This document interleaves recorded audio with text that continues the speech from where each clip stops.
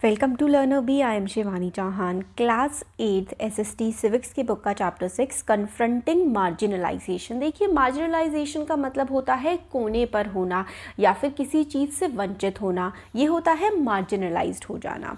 अब confronting marginalisation, इससे पहले हम लोग जो चैप्टर पढ़े थे चैप्टर 5 में, उसमें हमने समझा था कि मार्जिनलाइजेशन होता क्या है। अब मार्जिनलाइजेशन को कन्फ्रंट करना यानी कि उसका सामना करना। किसी भी चीज़ को कन्फ्रंट करने का मतलब होता है उसका सामना करना। तो इससे पहले वाला जो चैप्टर था उसमें हमने पढ़ा था दो अलग अलग ग्रुप्स के एक्सपीरियंसेस के बारे में कि किस तरीके से वो इनइक्वालिटी को, असमानता को झेलते हैं, डिस्क्रिमिनेशन यानी कि भेदभाव को झेलते हैं। भले ही वो पावरलेस है, ऐसे ग्रुप्स ने फाइट किया है, स्ट्रगल किया है उन लोगों के खिलाफ जो उनके साथ गलत व्यवहार कर रहे हैं या फिर जो उनको डोमिनेट कर रहे हैं। ऐसे ग्रुप्स के खिलाफ आवाज़ उठाई है मार्जिनलाइज्ड लोगों ने। मार्जिनलाइज्ड लोगों ने अटेम्प्ट किया है कि अपनी सिचुएशंस को वो प्रिजर्व करके रख सकें। बेसिकली जो उनकी इतनी लंबी हिस्ट्री रही है वो उसको ख़त्म नहीं होने देना चाहते हैं। चाहे रिलीजियस सोलेस हो, आर्म्ड स्ट्रगल हो, सेल्फ इम्प्रूवमेंट हो, education, economic upliftment, there appears to be no one way of doing things. मतलब आप कैसे अपनी आइडेंटिटी को बचा करके रख सकते हैं या फिर खुद को मार्जिनलाइज होने से बचा सकते हैं, या कैसे अगर आपके साथ कुछ गलत हो रहा है उसके खिलाफ आप आवाज़ उठा सकते हैं। तो ये चैप्टर ना हमें यही सिखाएगा। बेसिकली हमारी गवर्नमेंट ने जो लॉज बना रखे हैं कि अगर किसी के साथ कुछ गलत होता है तो कौन से कानून हैं उसके हक में, इसके बारे में हम इस चैप्टर में पढ़ने वाले हैं। सारे के सारे केसेस में the choice of struggle has depended on the circumstances that the marginalised find themselves इन। मतलब अलग अलग तरीके से लोगों ने स्ट्रगल किया है। जैसे कि हमने इससे पहले के चैप्टर में पढ़ा था कि जो ट्राइबल लोग हैं, आदिवासी हैं, किस तरीके से उनको उनके जंगलों से निकाला गया। फिर अब हम पढ़ेंगे कैसे उसको रोकने के लिए सरकार से एक एक्ट बना जब ट्राइबल्स ने रिवोल्ट किया, जब ट्राइबल्स ने स्ट्रगल किया। इस चैप्टर में हम यही पढ़ेंगे कि किस तरीके से ग्रुप्स, इंडिविजुअल्स चैलेंज करते हैं एग्जिस्टिंग इनइक्वालिटीज़ को, यानी कि जो असमानताएं समाज में फैली हुई हैं किस तरीके से उनको चैलेंज किया जाता है। ये इस चैप्टर में हम लोग पढ़ने वाले हैं। Adivasi, Dalit, Muslim, women and other marginal groups argue that simply by being citizen of a democratic country they possess equal rights that must be respected। तो चाहे दलित हो, चाहे मुस्लिम, विमेन, आदिवासी, मार्जिनल ग्रुप, सब ये बोलते हैं कि क्योंकि हम इस देश के नागरिक हैं इसलिए हमारे पास समान अधिकार हैं और हमारे अधिकारों की रक्षा होनी चाहिए और उनका सम्मान भी होना चाहिए। तो काफ़ी सारे मार्जिनलाइज ग्रुप्स ने क्या किया, कॉन्स्टिट्यूशन का सहारा लिया अपनी प्रॉब्लम्स को एड्रेस करने के लिए, अपनी प्रॉब्लम को सुलझाने के लिए। इस चैप्टर में हम लोग पढ़ेंगे कि कॉन्स्टिट्यूशन ऑफ इंडिया जो है ना वो किस तरीके से मार्जिनलाइज ग्रुप की मदद करता है उनकी स्ट्रगल में।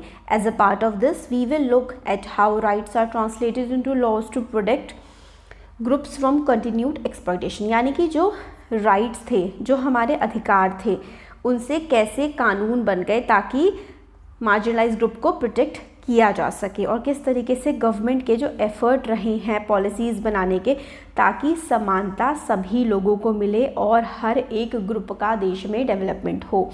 ये बेसिक था कि इस चैप्टर में है क्या। तो बेसिकली इस चैप्टर में ना हम कई सारे राइट्स के बारे में पढ़ेंगे और सरकार के कानूनों के बारे में पढ़ेंगे जो मार्जिनलाइज ग्रुप को पावर देते हैं।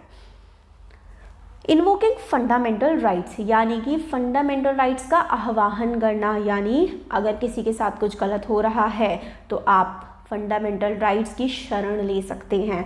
कॉन्स्टिट्यूशन में, the constitution as you have learn in the first chapter of this book lays down the principle that make our society and polity democratic.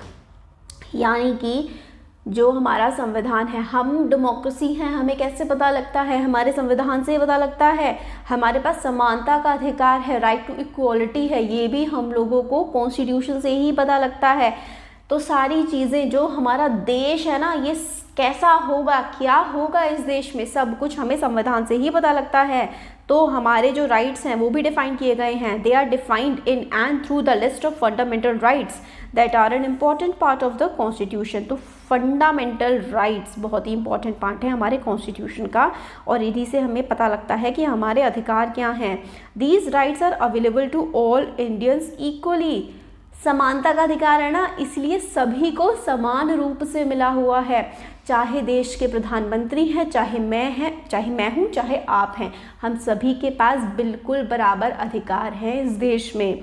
As far as the marginalized are concerned, they have drawn on these rights in two ways. तो जो marginalized communities हैं उन्होंने किस तरीके से इन rights का इस्तेमाल किया है? पहला, by insisting on their fundamental rights, they have forced the government to recognize the injustice done to them.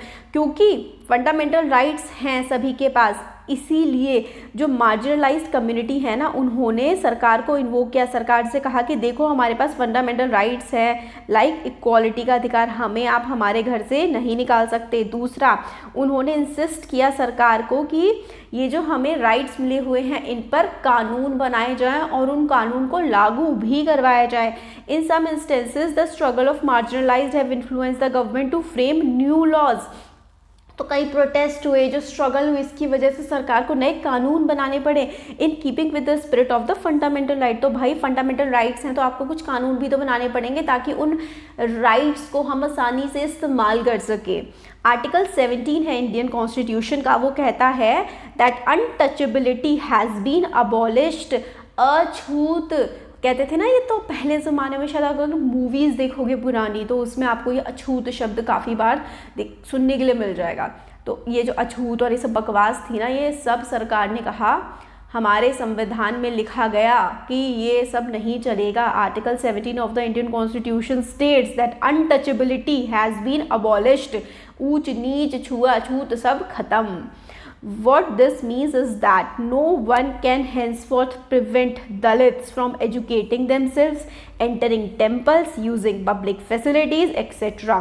पहले क्या होता था, जो अछूत या फिर जो नीची जाति होती थी उनको कुएं इस्तेमाल नहीं करने दिए जाते थे, मंदिर नहीं जाने दिया जाता था, पार्क नहीं जाने दिया जाता था, उनको बहुत सारी चीज़ें इस्तेमाल करने से रोका जाता था। तो अब आप ऐसा, अब कोई भी, जब से हमारा देश आज़ाद हुआ 1957 के बाद, 1950 में हमारा कॉन्स्टिट्यूशन अडॉप्ट हो गया, तब से कोई भी ऐसा नहीं कर सकता। मतलब जो पब्लिक प्रॉपर्टी है, जैसे कि पार्क्स हैं, हॉस्पिटल्स हैं, रोड्स हैं, इन पर जाने से कोई भी किसी को नहीं रोक सकता, अनलेस वो प्राइवेट प्रॉपर्टी है। सरकारी प्रॉपर्टी पर कोई किसी को एंटर करने से नहीं रोक सकता है अगर वो सही काम के लिए जा रहा है। तो पढ़ाई करने से पहले दलित को रोका जाता था, अब कोई नहीं रोक सकता। मंदिर में जाने से कोई किसी को नहीं रोक सकता।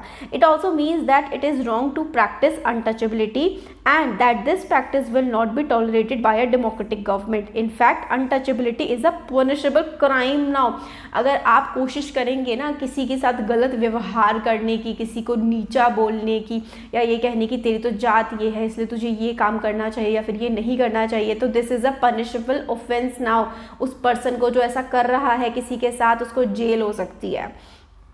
There are other sections in the Constitution that help to strengthen the argument against untouchability. For example, Article 15 of the Indian Constitution notes that no citizen of India shall be discriminated against on the basis of religion, race, caste, sex, place of birth. इसका मतलब है किसी भी भारतीय नागरिक के साथ भेदभाव नहीं किया जाएगा उसके धर्म के आधार पर, उसकी नस्ल के आधार पर, जात के आधार पर, उसके लिंग के आधार पर, वो कहाँ पैदा हुआ है। अगर कोई भारत का नागरिक है तो उसके साथ कोई भी भेदभाव नहीं कर सकता है।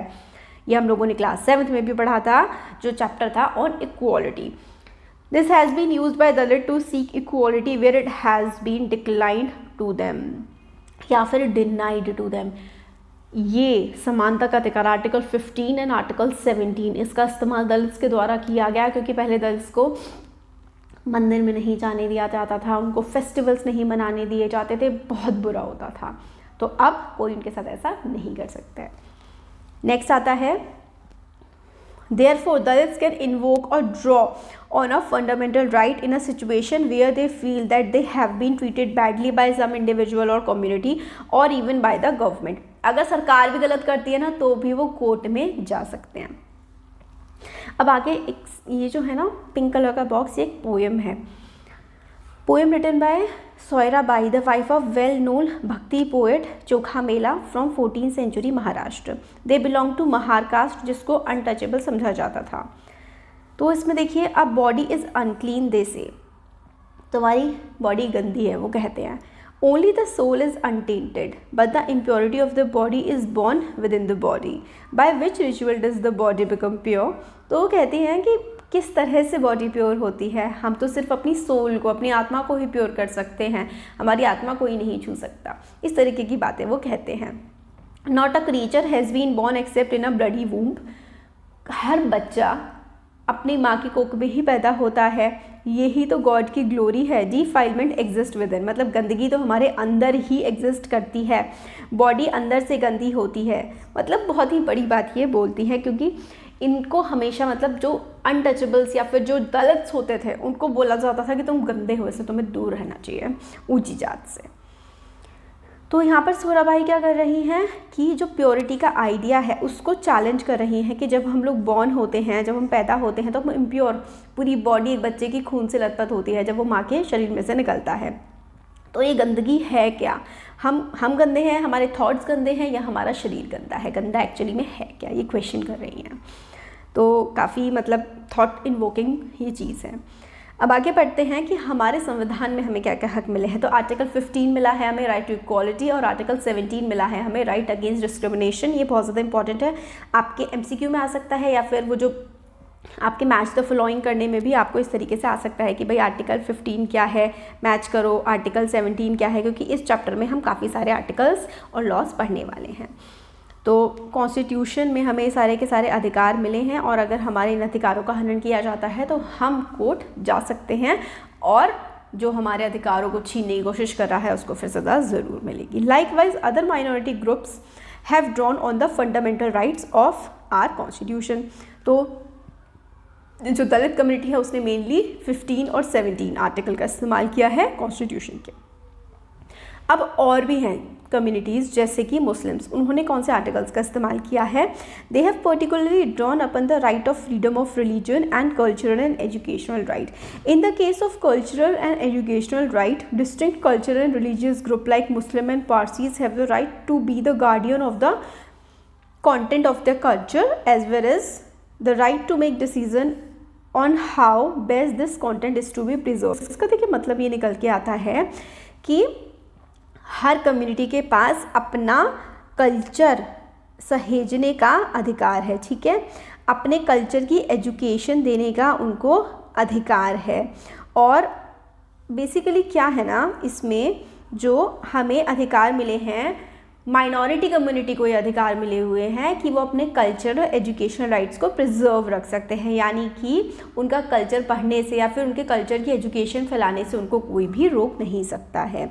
Thus by granting different forms of cultural rights the constitution tries to ensure cultural justice to such groups. Constitution does this so that culture of the group is not dominated nor wiped out by the culture of the majority community.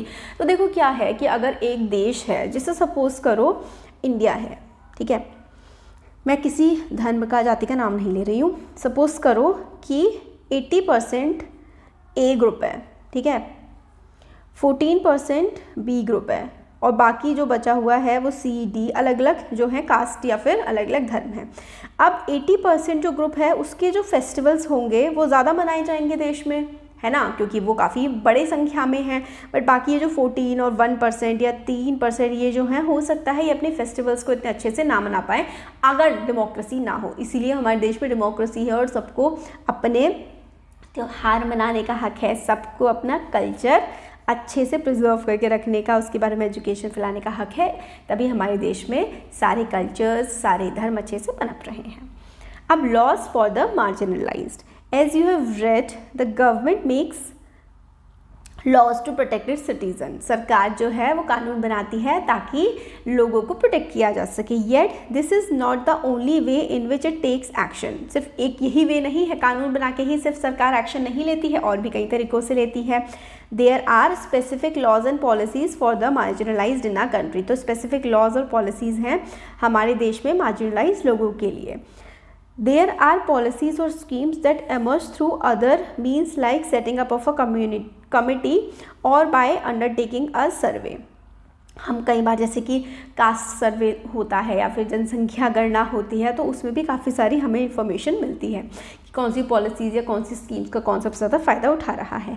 The government then makes an effort to promote such policy in order to give opportunity to specific groups. तो कई सारी government policy बनाती है, जैसे कि example अगर मैं आपको दूँ ना, तो सरकार ना बहुत सारे इस तरीके के प्रोग्राम चलाती है जिसमें जो मार्जिनलाइज ग्रुप्स हैं उनको free of cost education provide की जाएगी, या फिर एजुकेशन में उनको सब्सिडी मिलेगी, या उनको फ्री राशन दिया जाएगा, या बहुत सारी इस तरीके की पॉलिसीज़ गवर्नमेंट चलाती रहती है।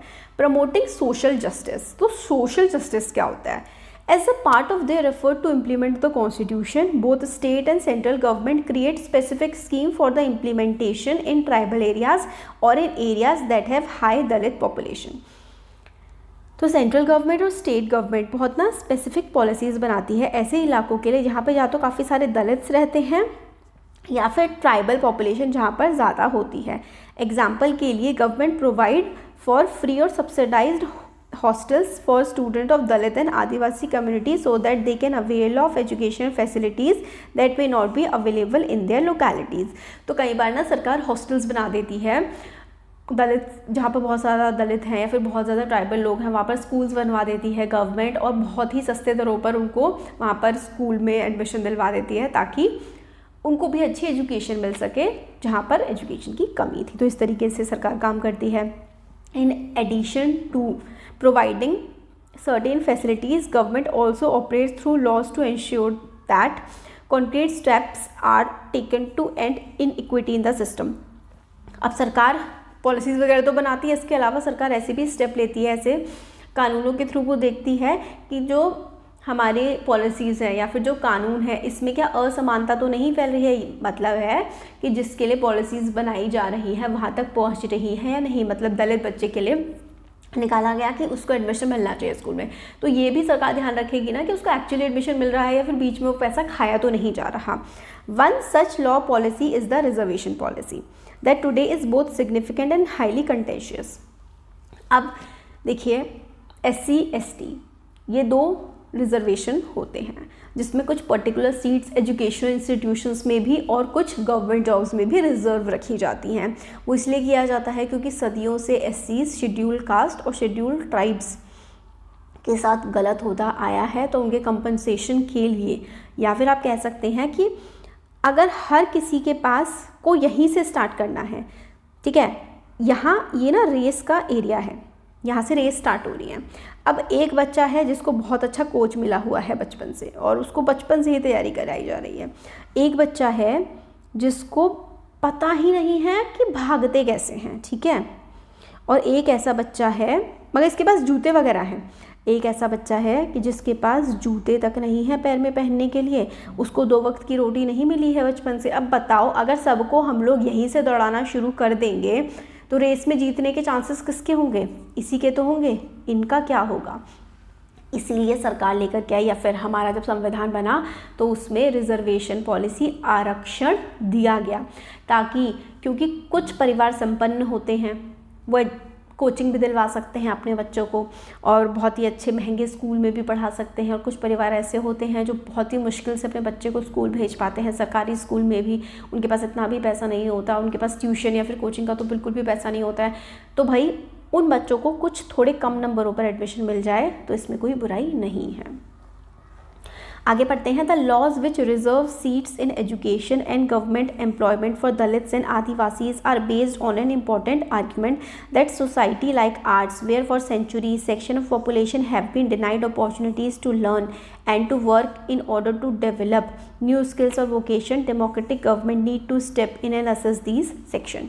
देखो इसका ये मतलब निकल के आता है ना कि सदियों से जिनके साथ गलत होता आया है, सदियों से उनको कहा गया है कि आप पढ़ नहीं सकते हैं, तो भाई वो डॉक्टर कैसे बनेंगे? नहीं बन सकते ना वो डॉक्टर, वो तो किसी के घर में सफाई करने का ही काम कर पाएंगे जब आप उनको एजुकेशन का राइट ही नहीं देंगे। तो अब सदियों से जिनके साथ ऐसा गलत होता आया है तो उनके परिवार में ना पैसा होगा ना ही रिसोर्सेज होंगे आगे बढ़ने के, तो सरकार ने इसलिए उनको लेडर में थोड़ा सा आगे रखने की कोशिश करी है ताकि वो थोड़ा जल्दी आगे बढ़ पाएँ बाकी लोगों के कंपैरिजन में, या फिर बाकी लोगों तक वो पहुँच पाएँ किसी तरह।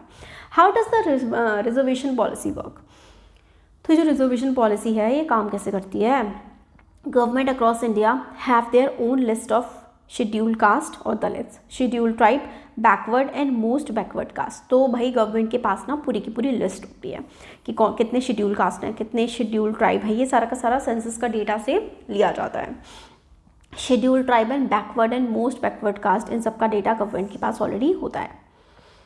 The central government too has its list, तो स्टेट गवर्नमेंट और सेंट्रल गवर्नमेंट के पास ये लिस्ट होती है। Student applying to educational institutes and those applying for post in the government are expected to furnish proof of their caste or tribe status in the form of cast or tribe certificate. तो certificates वगैरह provide किए जाते हैं उनकी जांच करके, जो काफ़ी टाइम से चले आ रहे हैं, परिवार से परिवार में बनते ही जाते हैं, ये सर्टिफिकेट बनवा सकते हैं जो पर्टिकुलर कास्ट या पर्टिकुलर ट्राइब को बिलोंग करते हैं। Many government and educational institute also ask for candidate to mention their caste tribe status, तो मेंशन करना होता है फॉर्म में और फिर उसके बाद जब एडमिशन लेना होता है तो सर्टिफिकेट शो करना होता है। If a particular Dalit caste or a certain tribe is on the government list then a candidate from that caste or tribe can avail of benefit of reservation. तो अगर वो सर्टेन ट्राइब या certain caste के हैं, उनके पास certificate है ना, तो वो जा सकते हैं और मतलब वो रिजर्वेशन का फ़ायदा उठा सकता है। अब आप सोचेंगे सर्टिफिकेट तो कोई भी बनवा लेगा, नहीं, कोई भी नहीं बनवा सकता है। पूरी जांच की जाती है उस सर्टिफिकेट को बनवाने से पहले और तभी वो सर्टिफिकेट बनता है उन्हीं लोगों का जो उस पर्टिकुलर कास्ट या ट्राइब को बिलोंग करते हैं। अब कॉलेजेस में एडमिशन के लिए specially to institutes of professional education such as medical college government set a definite cut-off marks. This means that not all Dalits and tribal candidates can qualify for admission, but only those who have done reasonably well and secured marks above the cut-off point. तो भाई ये cut off आती है, उस cut off को सबको ही cross करना होता है। हाँ, बाकी SC/ST की जनरल से 10-20 नंबर कम ज़रूर होते हैं, बट कट ऑफ तो सबको क्लियर करनी ही पड़ती है। Government also offer special scholarship for these students, तो स्पेशल स्कॉलरशिप्स भी इन स्टूडेंट्स को दी जाती है। रिजर्वेशन पॉलिसी के बारे में फॉर बैकवर्ड क्लासेस ये हम आगे अगले साल 9th क्लास में भी पढ़ेंगे, बहुत अच्छे अच्छे एग्जाम्पल्स के थ्रू समझाया गया है। अब यहाँ पर देखिए, state one reason why you think reservation play an important role in providing social justice to Dalits and Adivasis. तो भाई अगर रिजर्वेशन नहीं मिलता ना तो दलित्स की आज भी आज़ादी के 80 साल बाद ऑलमोस्ट यही कंडीशन होती जो 100 साल पहले थी। अगर रिजर्वेशन नहीं दिया जाता तो वो कभी आगे बढ़ ही नहीं पाते, क्योंकि उनके पास कभी वो रिसोर्सेज ही नहीं आ पाते, उनको कभी भी पढ़ने का हक मिलता नहीं। जैसे डॉक्टर अंबेडकर के बारे में आप लोगों ने पिछली क्लास में भी पढ़ा था कि अपनी क्लास में ना उनको मतलब सारी सफाई करनी होती थी और उनको पानी भी पीने को नहीं मिलता था अपने स्कूल में, फिर भी सोचो वो मतलब कितनी मेहनत करके वो आगे बढ़े होंगे। स्कीम्स हैं आप लोगों को मेंशन करनी है, इसी चैप्टर के थ्रू हम लोग आगे पढ़ने वाले हैं। अब ये आगे का जो है ना हम नेक्स्ट वीडियो में कवर करेंगे। Thank you. Welcome to Learner Bee, I am Shivani Chauhan. Class 8 civics के बुक चैप्टर 6 कन्फ्रंटिंग मार्जिनलाइजेशन का हम अब देखने वाले हैं पार्ट 2। इससे पहले हम लोग काफ़ी कुछ कवर कर चुके हैं। अब हम देखते हैं protecting the rights of Dalits and Adivasis. तो दलित्स के राइट्स को प्रोटेक्ट करना और आदिवासीज़ के राइट्स को प्रोटेक्ट करना, तो इसके लिए हमारी सरकार ने क्या क्या काम किए हैं। तो पॉलिसीज़ तो गवर्नमेंट ने बनाई ही हैं। Our country also has specific laws that guard against the discrimination and exploitation of marginalized communities. तो कुछ लॉज भी बनाए हैं, काफ़ी पॉलिसीज़ भी सरकार ने बनाई हैं। अब कुछ केस स्टडी हम लोग पढ़ते हैं रियल लाइफ की, जिसमें दलित्स की प्रोटेक्शन हुई है हमारे देश के कानूनों की वजह से। Villagers of Jakhmalgor are gearing up for big festival once in 5 years. तो जखमालपुर एक गांव है, वहाँ पर 5 साल में एक बार एक बहुत बड़ा फेस्टिवल होता है। इसमें क्या होता है, जो उनके लोकल डेटी हैं, उनके लोकल जो देवी देवता हैं, उनको ऑनर किया जाता है प्रीस्ट के द्वारा, यानी कि पंडित जो हैं उस गांव के उनको देवी देवताओं को ऑनर करते हैं, उनका सम्मान करते हैं। From 20 neighbouring villages come for this 5-day event. तो आसपास के पंडित, आसपास के लोग भी आते हैं इस 5 दिन के महोत्सव के लिए जखमलपुर में। Ceremony begins with the member of a Dalit community washing the feet of all priests and then bathing in the water used for this। अब क्या होता है ना इस परंपरा के अकॉर्डिंग या फिर इस फेस्टिवल में कि 20 गांव के जो पंडित आए हैं, पहले दलित जो हैं उनके पैर धोते हैं उन पंडितों के, और फिर उसके बाद उसी पानी से वो दलित पर्सन नहाता है जिसमें पैर धोए थे उसने उन पंडितों के। In Jakhmalpur the person who perform this task belong to Ratnam's family. अब जो ये काम करता है ना जखमलपुर में, वो रतनाम की फैमिली को बिलोंग करते हैं ये लोग। His father and grandfather had both perform the same task before him. तो रतनाम की फैमिली में ये काम होता आया था और रतनाम के फादर ने पहले ये काम किया है, उसके ग्रैंडफादर ने भी ये काम किया है। बट रतनाम ने मना कर दिया कि मैं किसी के पैर नहीं धोने वाला और धोने के बाद उससे नहाने वाला तो बिल्कुल भी नहीं हूँ। Though they were never allowed to enter the temple. इन लोगों को यानी कि रतनाम की फैमिली को कभी भी मंदिर में तो नहीं घुसने दिया। This ritual was viewed as a great honour bestowed on him on this special occasion. मगर पंडित कहते थे कि ये तुम्हारे परिवार पे तो हमने बहुत बड़ी कृपा की हुई है कि तुम हमारे पैर धोते हो और फिर उसी गंदे पानी से तुम लोग नहा लेते हो। वाह, हमने तुम पे क्या कृपा करी है, ऐसे वो ब्राह्मण कहते थे इसकी फैमिली को। अब रतनाम का टर्न था ये काम करने का। रतनाम 20 साल का है, वो इंजीनियरिंग कॉलेज में पढ़ाई करता है। उसने मना कर दिया, मैं ऐसा कुछ भी नहीं करने वाला हूँ। उसने कहा कि उसको ऐसा कोई फेथ नहीं है इस प्रैक्टिस में। उसकी फैमिली वाले लोगों से ये काम ज़बरदस्ती करवाया जाता था क्योंकि वो दलित हैं। रतनाम ने मना कर दिया और इससे क्या हुआ, ज़्यादा सारी की सारी जो पावरफुल कास्ट थी ना, चाहे वो क्षत्रिय हो, ब्राह्मण, बन्नी वगैरह, सब ना नाराज़ हो गए और उसकी खुद की फैमिली के लोग भी उससे नाराज़ हो गए। पावरफुल कास्ट जो थे वो शॉक हो गए थे कि एक यंग लड़का, इसमें इतनी हिम्मत कैसे आई, इसने हमारे रिचुअल्स को मना कैसे कर दिया। वो बिलीव करते थे कि रतनाम की जो एजुकेशन है ना, ये जो पढ़ लिख लिया है ना, ये पढ़ लिख के ये सोच रहा है कि ये हमसे बराबरी कर सकता है। तो कहते ना अपने जब मूवीज़ वगैरह 2 किताबें क्या पढ़ ली है, मतलब ये तो ऊंच नीच की बातें ही भूल गया, इसे तो पता ही नहीं कि ऊंच नीच क्या होते हैं। तो ऑब्वियसली 2 किताबें पढ़ने का यही मकसद है कि ये ऊंच नीच किसी के दिमाग में रह ना जाए। तो खैर विलेज में ऐसे रिचुअल थे और रतनाम ने मना किया तो चिढ़ गए और एक तरह से कह दिया गया कि हम बॉयकॉट कर देंगे तुम्हें, तुम्हारे परिवार वालों को गांव निकाला दे देंगे। इस तरीके की बातें उससे करने लगे। दोस्त फ्रॉम रतनाम्स ओन कास्ट, उनको भी काफ़ी ज़्यादा डर लगा कि पावरफुल लोग जो हैं वो अब हमसे गुस्सा हो जाएंगे। काफ़ी सारे रतनाम के जो रिश्तेदार थे या उसकी कम्युनिटी के लोग थे वो अमीर लोगों के घरों में काम किया करते थे या उनके खेतों में काम किया करते थे as a daily wage worker, मतलब दिहाड़ी पर। काफ़ी पावरफुल कास्ट के साथ काम किया करते थे। उनको डर लगने लगा कि अब क्योंकि रतनाम ने काम करने से मना कर दिया है, मतलब वो वही पैर धो करके नहाने से मना कर दिया है, तो अब हमारा काम भी छूट जाएगा और ये जो ऊंची जात के लोग हैं अब हम से कुछ हमारे साथ कुछ गलत करेंगे। ऐसा सब लोग डरने लगे थे। If the dominant caste decided to not call them then what would they earn.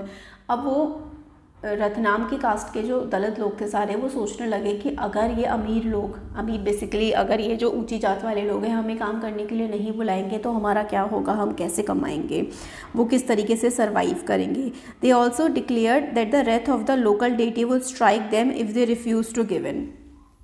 ऊंची जात के लोग ये भी कहने लगे कि जो लोकल डेटी है ना, जो देवी देवता हैं, उनकी रेथ यानी कि उनका प्रकोप रतनाम की फैमिली को झेलना पड़ेगा क्योंकि रतनाम ने ये काम करने से मना किया है। Ratnam argued that given that not a single Dalit had ever entered the temple how could the deity be angry with them.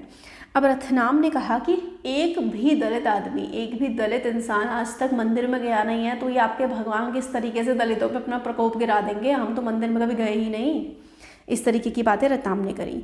Powerful cast जो थी उसने डिसाइड किया कि रतनाम को एक लेसन सिखाया जाएगा। उसकी कम्युनिटी को ऑर्डर किया गया to ostracise him and his family, मतलब रतनाम के जो फैमिली के बाकी लोग थे, यानी कि रतनाम की फैमिली हुई, एक तो उसके मम्मी पापा भाई बहन वगैरह है ना, उसके अलावा दलित की काफ़ी सारी कम्युनिटी और भी थी। बाकी लोगों से कहा जो दलित कम्युनिटी है कि रतनाम की फैमिली से कोई भी मतलब वास्ता नहीं रखेगा। And everyone was told that no one should speak or do any work for them or with them, मतलब कोई इनसे बात नहीं करेगा, कोई इनका काम नहीं करेगा। One night some man entered their part of the village and set his hut on fire. He manage to escape with his mother. अब रतनाम की हट की जो भी झोपड़ी थी उसको आग भी लगा दी गई। Ratnam then went to file a case in the local police station under the scheduled caste and scheduled tribe prevention of atrocity act 1989। This is important, ये वाला जो है ना ये काफ़ी इम्पॉर्टेंट है। अब क्योंकि उसके घर को भी आग लगा दी गई और हेट वाली थी ना वो, क्योंकि वो नफरत करते थे उससे, ऊंची जात के लोग। तो भाई घर को आग लगा दी। तो रतनाम ने क्या किया कि लोकल पुलिस स्टेशन में जा कर के केस कर दिया। और कौन से एक्ट के अंदर उसने केस किया? Schedule caste and schedule tribe prevention of atrocities act 1989। Other Dalits family still do not come out in his support as they were scared that a familiar fate might await them if they spoke out। बाकी दलित families ने भी रतनाम की मदद नहीं की, क्योंकि उनको ऐसा लगा कि अगर वो रतनाम की मदद करेंगे तो उनके घरों को भी आग लगा दी जाएगी, उनसे भी गांव में कोई बात नहीं करेगा। The case was picked up by local media that led to many journalist visiting the village. अब एक लोकल न्यूज़पेपर ने खबर छाप दी, ये खबर बहुत बड़ी हो गई, सब जगह फैल गई, बहुत सारे मीडिया वाले उस गांव में आने लगे। Ratnam was written about a symbol of Dalit action. The ritual was called off but his family was forced to move out as they continue to be ostracised by the powerful caste in the village. जो दलित लोग हैं उनके साथ इतना बुरा व्यवहार किया जाता है, ये हमें स्टोरी के थ्रू समझ में आ गया कि रतनाम को पावर ऑफ दलित कहा गया, मगर फिर भी रतनाम की फैमिली को वो गांव छोड़ करके जाना ही पड़ा, क्योंकि जितनी भी पावरफुल कास्ट थी उस गांव की, और इनफैक्ट उसकी खुद की कास्ट के लोग, क्योंकि वो डरते थे पावरफुल कास्ट से, उन्होंने साथ नहीं दिया रतनाम का, और वो वहाँ पे उनको कोई काम भी नहीं मिला, वहाँ पे कोई उनसे बात नहीं करता था। तो फाइनली उनको अपना गांव छोड़ करके ही जाना पड़ा। तो इस ये स्टोरी है ना, इसके थ्रू हम लोग को ये बताने की कोशिश की गई है कि अगर कोई आवाज़ भी उठाता है अन्याय के खिलाफ तो उसके साथ कितना बुरा व्यवहार किया जाता है, और अगर कानून ना हो तो क्या हो। तो पहले ज़माने में जब कानून नहीं था तब कितना गलत होता होगा, अब तो कानून है, सज़ा दी जाती है, तब भी इतना गलत हो जाता है। तो ये एक केस स्टडी दी गई है कि दलित्स के साथ कितना गलत होता आया है आज तक। अब आगे आता है schedule caste and schedule tribe prevention of atrocities act 1989। This is important. इसी एक्ट का सहारा लेकर के रतनाम ने केस किया था। रतनाम ने कानून का सहारा लिया, उसने कंप्लेन फाइल करी इस एक्ट के अंडर, और to protect against the domination and violence of the powerful caste in his village. तो भाई जो पावरफुल कास्ट थी उसके गांव की, जो उसको डोमिनेट कर रहे थे, उनके खिलाफ अत्याचार कर रहे थे, उसका घर भी जला दिया था, उनके खिलाफ रतनाम ने केस कर दिया इस एक्ट के तहत। एक्ट बनाया गया था 1989 में in response to demands made by Dalits and others that the government must take seriously the ill treatment and humiliation Dalits and tribal groups face in an everyday scene। तो ये कानून की काफ़ी ज़्यादा मांग की गई थी दलित्स के द्वारा, ट्राइबल ग्रुप्स के द्वारा, कि दलित्स और ट्राइबल ग्रुप्स डेली लेवल पर कितनी ह्यूमिलिएशन, कितना अत्याचार सहते हैं। While such treatment had persisted for a long time, it had acquired a violent character in the late 1970s and 1980s। ये चीज़ें तो होती रहती थी हमेशा से, अन्याय, अत्याचार, मगर इसके 1970s और 80s के टाइम पर झड़प, उनके खिलाफ मारपीट, उनको जान से मार देना, ये सब भी बहुत ज़्यादा होने लगा। During this period, in parts of southern India, a number of assertive Dalit groups came into being and asserted their rights. They refused to perform their so-called caste duties and insisted on being treated equally। अब क्या हुआ ना, 1970s और 80s में झड़प क्यों होने लगी उनके खिलाफ, दलित्स के खिलाफ इतनी मारपीट या फिर उनको जान से मारने वाली हरकतें क्यों होने लगी?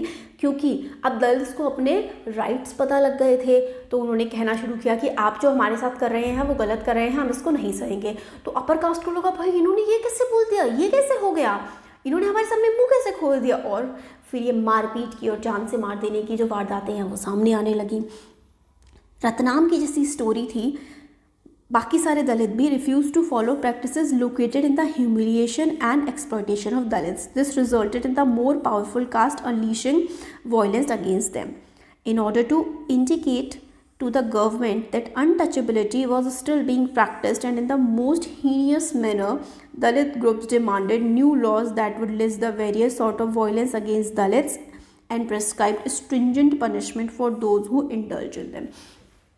तो दलित्स मांग करने लगे कि भाई आपने कानून तो बना दिए हैं गवर्नमेंट, मगर वो जो कानून है वो हमें प्रोटेक्ट करने में नाकामयाब हो रहे हैं, आपको और कड़े कानून लाने की ज़रूरत है, क्योंकि आज भी दलित्स पर बहुत ज़्यादा अत्याचार होता है, हमें वो अत्याचार सहना पड़ता है, क्योंकि कानून जो है वो हमें बचा नहीं पाते हैं, तो ऐसे कड़े कानून आने की ज़रूरत है कि कोई हम पे अत्याचार कर ही ना पाए।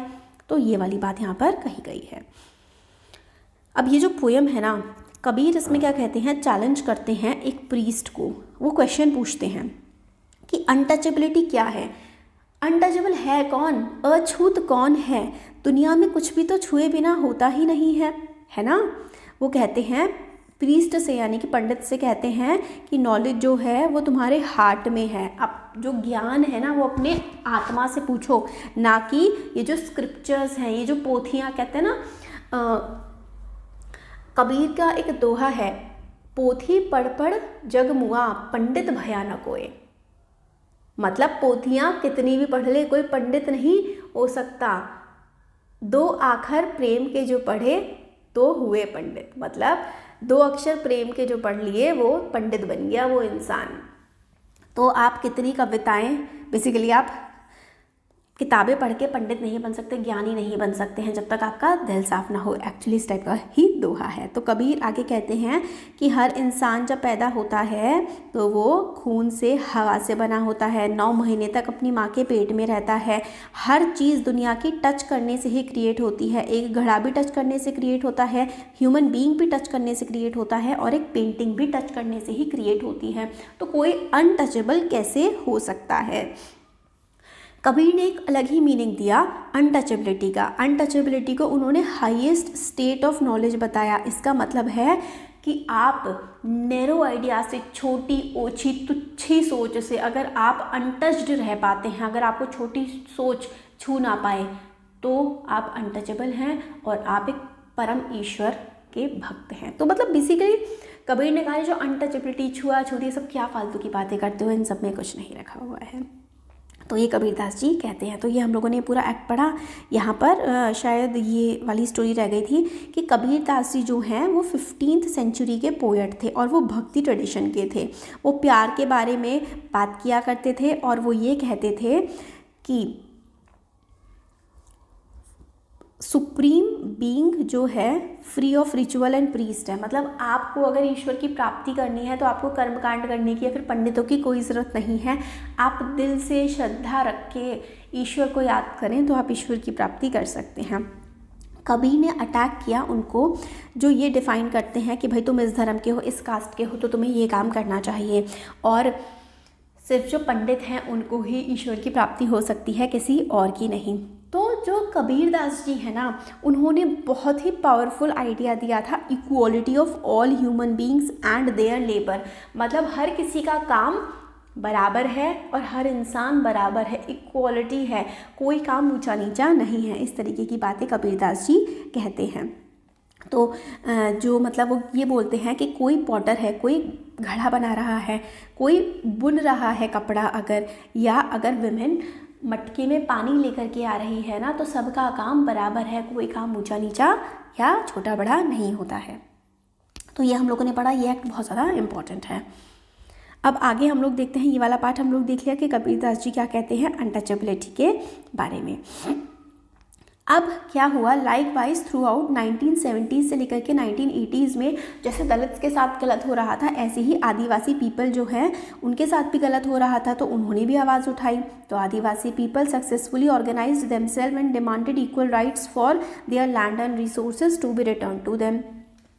इससे पहले वाले चैप्टर में हमने देखा था ना कि आदिवासी के साथ कितना गलत होता है, उनको अपने ही होमलैंड से निकाल दिया जाता है। तो उन्होंने भी डिमांड करनी शुरू करी कि भाई हमें हमारे ही जंगलों से निकाला जा रहा है और ये गलत है, ऐसा ना किया जाए, और जो ऐसा करने की कोशिश करता है उसको सज़ा दी जाए।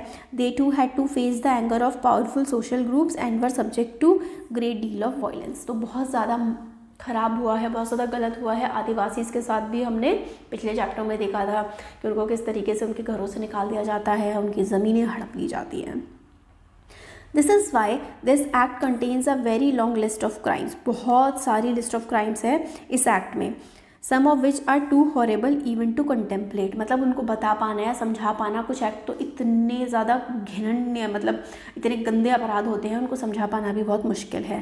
The act does not only describe terrible crimes but also let people know what dreadful deed human beings are capable of. In this case, such laws such as these seek to both punishment as well as influence the way we think and act. तो इस act में जो चीज़ें लिखी गई हैं मतलब बहुत डरावनी है कि इंसानों से कितना एक इंसान कितना हैवान शैतान हो सकता है, वो कितना गलत काम कर सकता है, ये इस एक्ट के थ्रू भी हमें समझ में आता है। सब कुछ लिखा गया है कि क्या क्या आप नहीं कर सकते हैं और क्या क्या इंसानों से करवाया जाता है।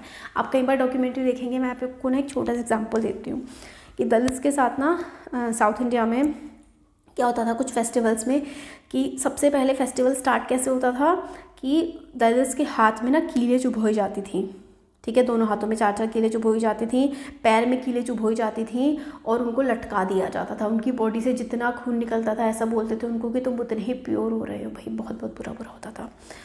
अब आगे देखते हैं। The act distinguishes several level of crime. कई सारे क्राइम को बताते हैं ये एक्ट।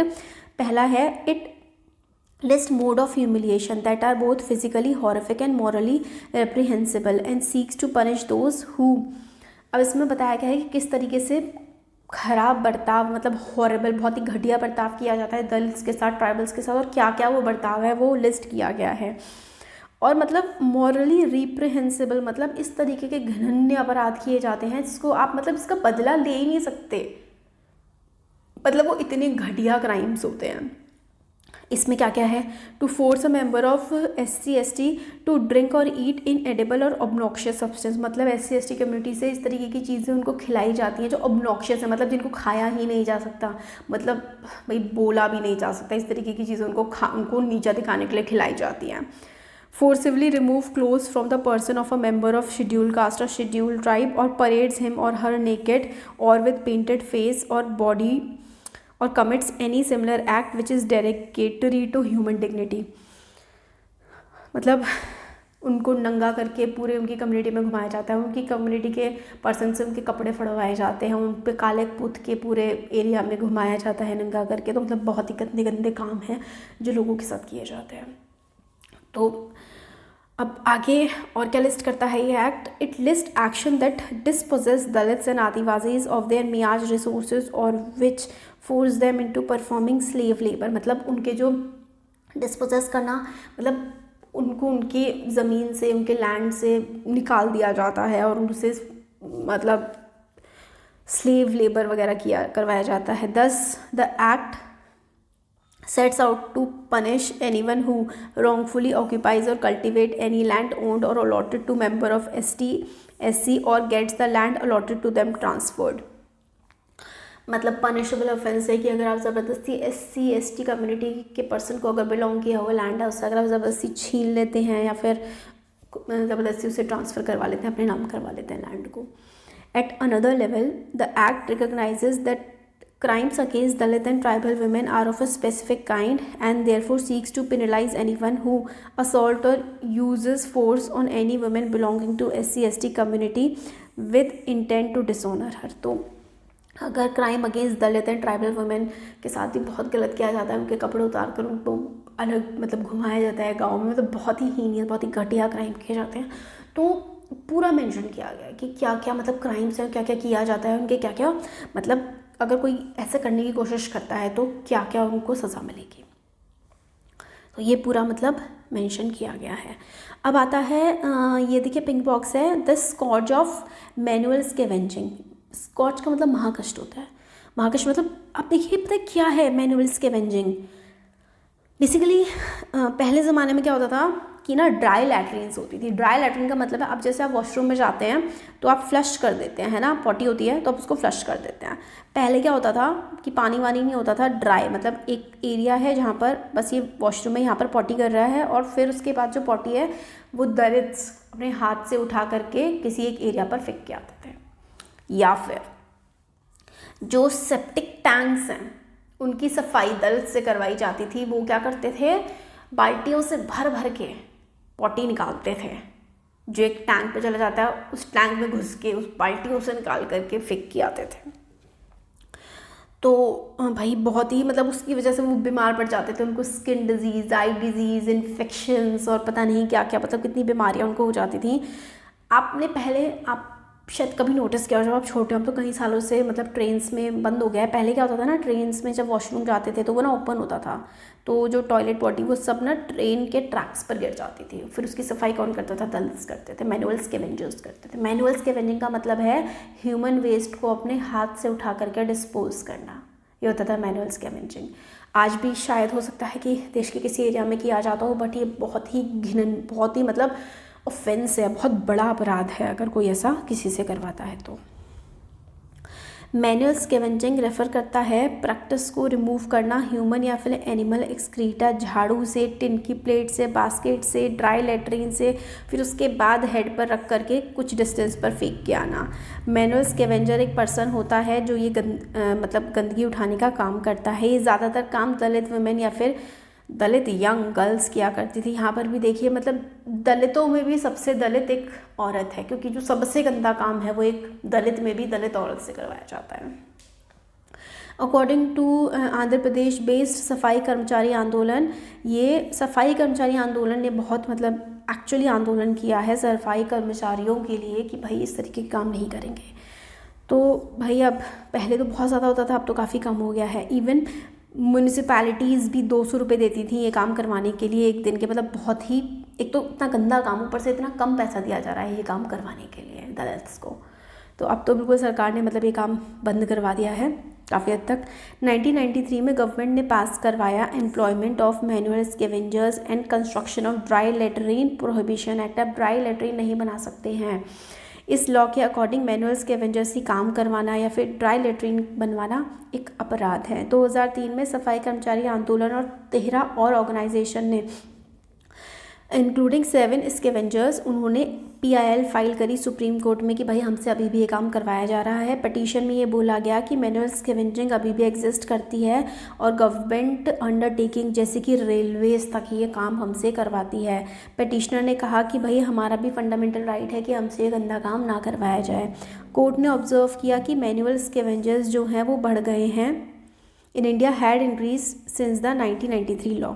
अब क्या है, 2013 में एक और कानून आया, prohibition of employment as manual scavengers and the rehabilitation act came into force on 6 December 2013।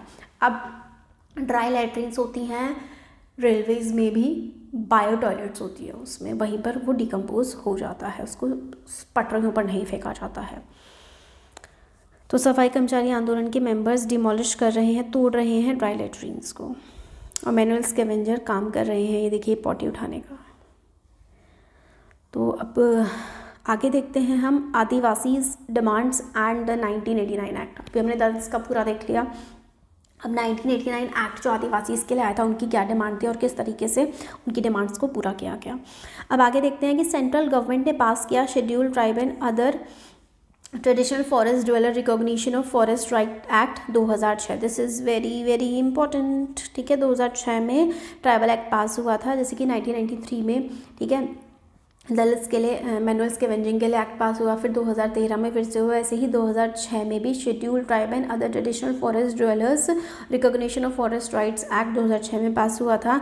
ये फाइनल एक्ट था जिसमें स्टेट किया गया था कि भाई हिस्टोरिकल इनजस्टिस, मतलब जो गलत हुआ है शेड्यूल ट्राइब के साथ, फॉरेस्ट ड्वेलिंग पॉपुलेशन के साथ, उनके राइट्स को न रिकॉग्नाइज करके बहुत गलत हुआ है। अब हम उनके राइट्स को रिकॉग्नाइज करते हैं कि उनका हक है अपनी ज़मीन पर, अपने फॉरेस्ट पर, और उनको हक दिया गया कि अपने जानवरों को वो चरा सकते हैं और नॉन टिम्बर फॉरेस्ट प्रोड्यूस को कलेक्ट कर सकते हैं। नॉन टिम्बर फॉरेस्ट प्रोड्यूस का मतलब, टिम्बर का मतलब होता है लकड़ी, लकड़ी के अलावा वो जो फूल फल वगैरह होते हैं वो फॉरेस्ट से कलेक्ट कर सकते हैं ट्राइबल लोग। The act also points out that the right of forest dwellers include conservation of forest and biodiversity.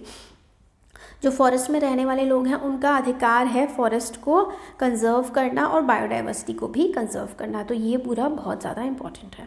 अब हम पढ़ते हैं आदिवासी डिमांड्स एंड 1989 एक्ट। 1989 का जो एक्ट था वो बहुत ही इंपॉर्टेंट एक्ट रहा। इसमें क्या है, Adivasi activist refer to it to defend their rights to occupy land that was traditionally theirs. उन्होंने, हमने इससे पहले पढ़ा था ना कि किस तरीके से आदिवासी को उनकी ज़मीन पे से निकाल दिया जाता था, तो उन्होंने डिमांड करी कि भाई ऐसा नहीं चलेगा, गलत है ये। तो हमने इससे पहले चैप्टर में पढ़ा था कि कैसे उनको निकाल दिया जाता है और उनको मूव करना पड़ता है अपने इलाके से। Activist have asked that those who have forcibly encroached upon tribal lands should be punished under this law। मतलब कोई अगर उनको उनके ज़मीन से निकालता है, ज़बरदस्ती उनकी ट्राइबल्स की ज़मीन पर कब्जा करने की कोशिश करता है, तो भाई वो तो दंडनीय अपराध होना चाहिए। They have also pointed to the fact that this act merely confirms what has already been promised to tribal people in the constitution, that land belonging to the tribal people cannot be sold to or bought by non-tribal people। उन्होंने ये कहा कि जो tribals को land, मतलब tribal का जो land है वो नॉन ट्राइबल लोग, बाहर से आए हुए लोग नहीं खरीद सकते, ना ही बेच सकते, क्योंकि ऐसा तो संविधान में भी लिखा हुआ है। In cases where this is happen the constitution guarantees the right of tribal people to repossess their land. अब अगर किसी ने उनको ज़बरदस्ती उनकी ज़मीन से निकाला है तो दोबारा से उनको वो ज़मीन दे दी जाएगी। सीके जानू जो कि एक आदिवासी एक्टिविस्ट हैं, उन्होंने ये भी पॉइंट किया that one of the violators of the constitutional rights guaranteed to tribal people are government in their various state of India, for it is they to allow non-tribal encroachers in the form of timber merchant, paper mill etc. to exploit tribal land and to forcibly evict tribal people from their traditional forest। अब इसका क्या मतलब निकल के आ रहा है, जो एक ट्राइबल एक्टिविस्ट हैं, आदिवासी एक्टिविस्ट हैं सीके जानू, वो ये बोलते हैं कि सरकार खुद ही ट्राइबल्स का क्या कर रही है, ट्राइबल का लैंड छीन रही है। वो सरकार क्या करती है कि लकड़ी के व्यापारी कि ठीक है आप यहाँ से कॉन्ट्रैक्ट दे देती है कि आप इतना एरिया का जंगल काट सकते हो, आप इस एरिया में पेपर मिल बना सकते हो, तो सरकार ही परमिशन दे रही है उनको। तो सरकार ने परमिशन दे दिया लोगों को, तो वो ट्राइबल्स को हटा रहे हैं। तो सरकार को भी सोच समझ के काम करने की ज़रूरत है। इस प्रोसेस में जो फॉरेस्ट है उसको रिजर्व या फिर सेंचुरी डिक्लेयर करने की ज़रूरत है। अगर ऐसा नहीं होगा तो फिर जो है एनक्रोच कर लिया जाएगा land. She has also noted that in case they tribal have already been evicted and can not go back to their land they must be compensated. अभी जो एक्टिविस्ट हैं ये भी कहते हैं कि भाई अगर ट्राइबल्स को ऑलरेडी आप निकाल चुके हैं, वो दोबारा वापस नहीं आ सकते, तो उन ट्राइबल्स को आप कंपनसेट करो, उनको कहीं और पर घर दो, उनको पैसा दो, उनको नौकरी दो, ताकि वो अपना जीवन यापन कर सकें। अगर आपको मतलब आपने किसी का घर छीना है तो आपको उसको घर देना ही पड़ेगा ना, आपने काम छीना है तो उसको काम देना ही पड़ेगा। That is government must draw up plans and policies for them to live and work elsewhere. मतलब सरकार ने अगर उनको उनके घरों से हटाया है तो भाई कहीं और तो घर देना ही पड़ेगा ना सरकार को। After all government spend large sums of money on building industrial or other projects on lands taken from tribals. अब आपने ट्राइबल से लैंड लिया, उस पर आप फैक्ट्री बना रहे हो, चीज़ें बना रहे हो, पैसा कमा रहे हो, तो भाई ट्राइबल के पास भी तो कुछ जाना चाहिए ना। Why should they be reluctant to spend even very modest amount on rehabilitating the displaced. अब वो मतलब जो एक्टिविस्ट है वो कह रहे हैं कि आप इतना पैसा कमा रहे हो ट्राइबल्स की ज़मीन लेके, मतलब आप उनको थोड़ा बहुत पैसा भी नहीं दे सकते हो कि वो अपना मतलब जीवन यापन ढंग से कर सकें। तो एक सरकार पे भी क्वेश्चन है कि भाई सरकार क्या ढंग से ट्राइबल्स के लिए काम कर पा रही है या नहीं कर रही है, तो ढंग से काम करने की ज़रूरत है। कंक्लूजन में कहते हैं, as we can see existence of right or a law or even a policy on paper does not mean that it exists in reality। मतलब कोई कानून है अगर पेपर पे लिखा है तो इसका मतलब ये नहीं है कि वो सच्चाई में इम्प्लीमेंट उसको किया जा रहा है। People have had to constantly work on or make efforts to translate these into principles that guide the action of their fellow citizens or even their leaders. Basically क्या है ना कि कानून तो बन चुके हैं, मगर लोगों को फिर भी कॉन्स्टेंटली काम करना पड़ता है कि भाई जो प्रिंसिपल, गाइड, एक्शन ये सब चीज़ें बना रखी है ना, ये सब चीज़ें फॉलो भी हो, नागरिकों को ये सब चीज़ें मिले, इसके लिए लगातार लोगों को काम करते रहना पड़ता है। Their desire for equality, dignity and respect is not new. लोगों के अंदर जो डिज़ायर है ना कि भाई हमें समानता का अधिकार मिले, हमें इज्जत मिले, हमें, ये कोई नई चीज़ नहीं है, हमेशा से लोगों को ये चीज़ तो चाहिए ही थी। It has existed in different forms throughout our history as you have seen in this chapter। मतलब समानता की जो एक भूख है ना कि हमारे साथ गलत नहीं होना चाहिए, हमें समानता का अधिकार मिलना चाहिए, ये हमेशा से रही है। हमेशा से हर कोई यही चाहता रहा है कि उसके साथ सही व्यवहार किया जाए। Similarly even in a democratic society similar processes of struggle, writing, negotiation and organising need to continue. एक डेमोक्रेटिक सोसाइटी में भी जो स्ट्रगल है, राइटिंग है, नेगोशिएशन है, ऑर्गेनाइजेशन, मतलब ये सारा लॉज लिखना, लॉज को इम्प्लीमेंट करना, ये आंदोलन होना और न्याय मिलना, ये सब तो चलता ही रहेगा और चलता भी रहना चाहिए, क्योंकि हमारा देश एक बहुत बड़ी डेमोक्रेसी है, अधिकार बढ़ते रहने चाहिए लोगों के। तो ये था पूरा चैप्टर। वीडियो पसंद आया तो like share subscribe. Thank you.